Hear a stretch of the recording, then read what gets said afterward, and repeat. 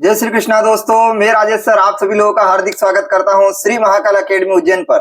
दोस्तों हम चर्चा कर रहे थे संख्या पद्धति की, उसी में हम प्रश्नों को आगे की वो ले जाते हैं। और देखिए इस प्रश्न में क्या पूछा है आप लोगों से कि एक गैर शून्य संख्या और उसके व्युत्क्रम के दोगुने का योग 33/4 है, तो संख्या पता लगाए। तो मान लीजिए कि वह संख्या जो है x है, उसका व्युत्क्रम क्या होगा 1/x, और व्युत्क्रम के दोगुने मतलब क्या हो जाएगा x प्लस 2/x।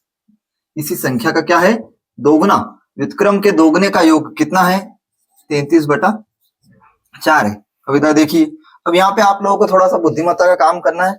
आपको यहाँ पे इसको सोल्व नहीं करने बैठ जाना है। यहाँ पे आपको क्या है इस इक्वेशन के द्वारा इसमें जो ऑप्शन दे रखे हैं उससे मान रख के देखना है। 8 रख के देखते हैं तो 8/2/8 30/4, तो ये कितना हो जाएगा 1/4, 8 चौक 32 और 1 33/4। ये पहला ही ऑप्शन सेटिस्फाई कर गया। तो आपको यहाँ पे ऑप्शन को सेटिस्फाई करके आंसर की ओर पहुंचना है दोस्तों। देखिए नेक्स्ट क्वेश्चन में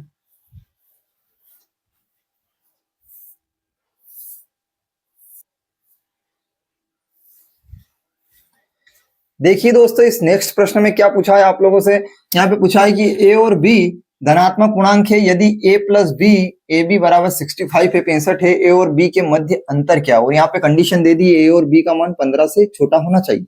इनके साइनों को पता होना चाहिए, छोटा बड़ा बराबर और बराबर, इनका आपको ज्ञान होना चाहिए दोस्तों। अब देखिए इधर यहाँ पे क्या है धनात्मक पूर्णांक है, तो आप सबसे पहले क्या है ये देखिए कि a plus B plus A B बराबर 65। तो आप दोनों पक्षों में एक जोड़ दीजिए, तो आप 1 plus A plus B plus A B बराबर 65 प्लस 1, ये कितना हो जाएगा 66। अब यहाँ पे आप क्या करिए, इसको 1 को कॉमन निकाल लीजिए, तो क्या हो जाएगा 1 प्लस ए प्लस यहाँ से b कॉमन निकाल लीजिए, तो यहाँ 1 प्लस ए। अब देखिए तो यहाँ पे 1 प्लस ए कॉमन निकाल लोगे तो 1 प्लस ए और 1 प्लस बी बराबर कितना हो जाएगा 66। अब यहाँ पे आप ऐसी संख्याओं को निकालिए कि 15 से छोटी हो और उनका गुणनफल क्या हो 66 हो।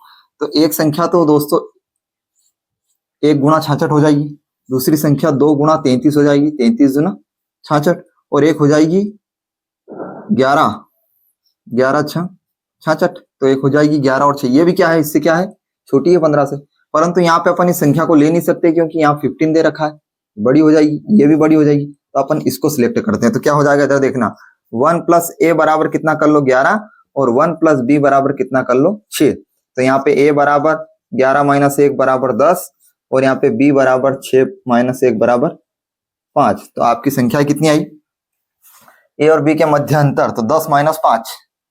ए और बी के मध्य अंतर पूछा उसने प्रश्न के अंदर, तो क्या है आपका यहाँ पे 10 माइनस 5 बराबर कितना आ जाएगा 5। अतः इसका उत्तर क्या हो जाएगा दोस्तों 5 आ जाएगा, है ना। देखिए अब नेक्स्ट प्रश्न में क्या पूछता है प्रश्न वाला।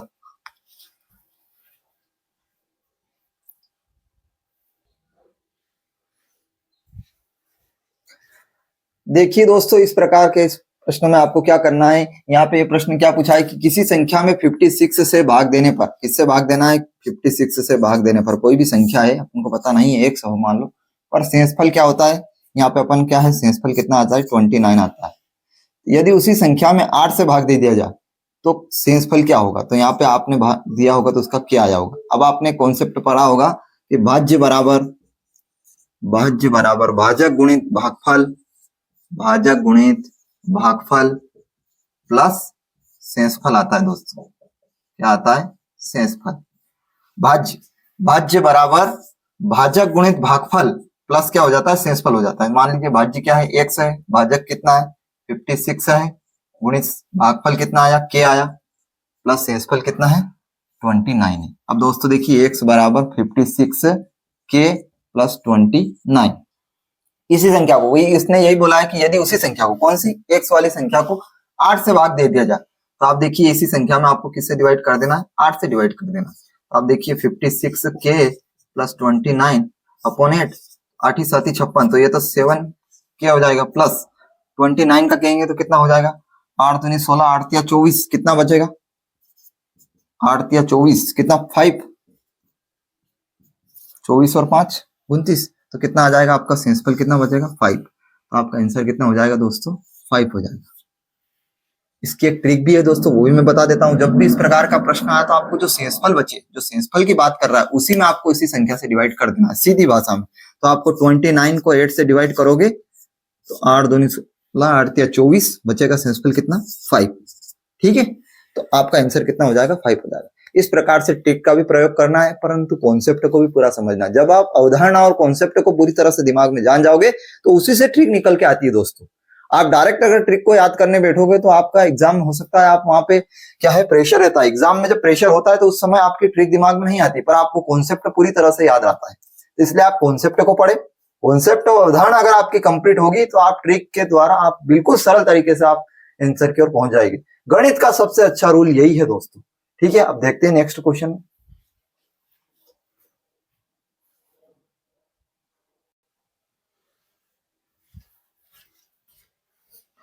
देखिए दोस्तों, इस नेक्स्ट प्रश्न में क्या पूछा है, देखना ध्यान से। n को 4 से, n को कितने, n से, n को जो है 4 से डिवाइड करने पर, 4 से 4 से भाग देने पर शेषफल कितना आता है, शेषफल 3 शेष रहता है। तो यहाँ पे आप लोगों ने अपन को क्या है, k मान लेते हैं। 2n को 4 से भाग देने पर क्या शेष बचेगा, तो सबसे पहले अपन n निकालें। तो मैंने वही बताया, भाज्य बराबर भाजक गुणित भागफल प्लस शेषफल। ये कॉन्सेप्ट आप दिमाग में रखोगे तो भाज्य क्या है यहाँ पे n, भाजक कितना है 4, k, शेषफल कितना है 3। तो आपके पास n आ गया, n बराबर 4k प्लस 3, 2n। तो इसका डिवाइड कर लो, 2n बराबर 8k प्लस कितना हो जाएगा 3 दूना 6। अब आपको 2n को 4 से डिवाइड करना है, तो यहाँ पे किससे डिवाइड कर दो, 4 से। तो देखना है इधर 4 दूना 8, 2k पूरा डिवाइड हो गया, और ये कितना हो जाएगा प्लस 6/4। तो 4 एकम 4 मतलब 2 कितना शेष बचेगा। तो आपको क्या याद करना है, भाग देने पर क्या शेष रहे, तो आपको उत्तर कितना आएगा 2। यहाँ पे भी क्या है, शेष क्या बच रहा है, 2 बच रहा है दोस्तों। अब इसमें यहाँ पे अभी मैंने आपको ट्रिक बताई थी, यहाँ पे क्या शेषफल है, यहाँ डायरेक्ट 4 से डिवाइड करोगे तो आपके पास क्या आएगा, यहाँ 3 शेष आएगा, और यहाँ 4 से भाग दोगे तो आप यहाँ आंसर नहीं आएगा, क्योंकि आपको कॉन्सेप्ट को उसने बदल दिया। यहाँ n की जगह क्या कर दिया उसने, 2n कर दिया। इसलिए आप पूरे कॉन्सेप्ट और अवधारणा को पढ़ोगे तो उससे अनेकों सवाल प्रश्न सोल्व हो जाएंगे दोस्तों। देखिए अब नेक्स्ट प्रश्न।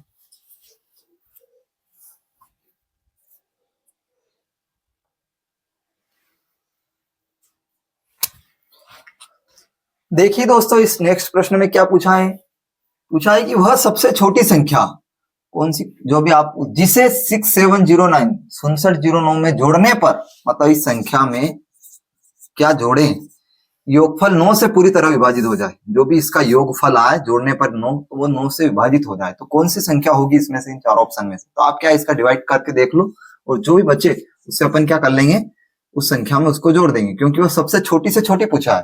तो 9 सती कितना हो जाएगा 63, कितना बचा 4 0, 9 दूनी 18, 9 तिया 27, 9 चौक 36, कितना बचा 4, ऊपर 9, 9 पंजे कितने हो जाएंगे 45, कितने बचेंगे 4। अब आपको यहाँ पे क्या चाहिए, 4 बचा। अब वो छोटी से छोटी संख्या, अब यहाँ पे क्या चाहिए कि अपन को, ऊपर तो है नहीं कुछ बचा नहीं, अब इस संख्या में क्या चाहिए अपन को कि यहाँ आपको यह पूरी तरह से विभाजित हो जाए। तो 4 तो चाहिए नहीं, क्योंकि यहाँ 45 होना चाहिए, 9 पंजे 45। तो आपको क्या चाहिए, यहाँ पे 5 चाहिए 4 के साथ। तो शेषफल क्या, मतलब क्या चाहिए, विभाजित करने पर 5 चाहिए। तो इसलिए उत्तर क्या होगा आप लोगों का 5 होगा दोस्तों। इस प्रकार से आपको कॉन्सेप्ट को करना है। अब ये पूरा कॉन्सेप्ट अगर याद है आपको तो इसको आसानी से आप इस प्रश्न को सोल्व कर दोगे दोस्तों। अब देखिए नेक्स्ट क्वेश्चन में,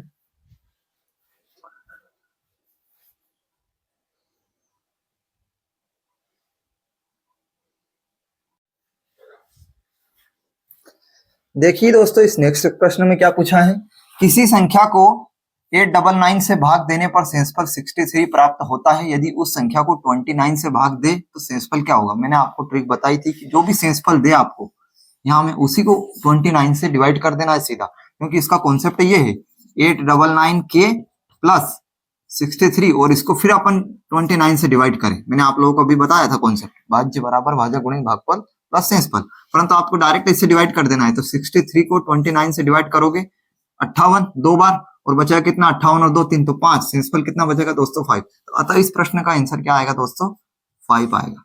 इस प्रकार से आपको ट्रिक को सोल्व करना है। आगे की चर्चा हम नेक्स्ट वीडियो में करेंगे। तब तक के लिए धन्यवाद, थैंक यू, जय श्री कृष्णा दोस्तों।